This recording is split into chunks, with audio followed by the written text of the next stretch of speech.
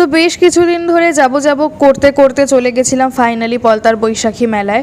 শরীরটা একটু খারাপই ছিল, পেট ব্যথা ছিল, তো ডক্টর দেখানোরও ছিল, কিছু কেনাকাটারও ছিল। আর তা ভাবলাম যে মেলায় চলেই যাই, অনেক দিন ধরে আসবো করছি।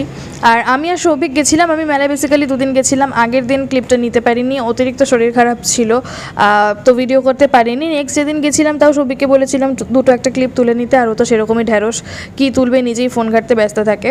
তারপর ওখান থেকে আমরা গেছিলাম ব্রেক ড্যান্সে, একটুখানি বসেছিলাম। ওটা সৌভিকের আইডিয়া ছিল। আমার তো ঘাড় একবার এদিক হয়, সেজন্য ভালো লাগে না।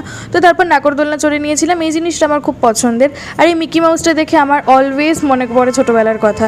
আমার মতন আমার বয়সী যারা আছে তাদেরও নিশ্চয়ই খুব ইচ্ছে করে এটাতে ওঠায়, কিন্তু আর এখন কোনো উপায় নেই। আর আমি যখনই কিছু বলি এটায় ওঠার কথা, তখনই তো সবাই আমাকে অপমান করে দেয় বিকজ অফ মাই ওয়েট।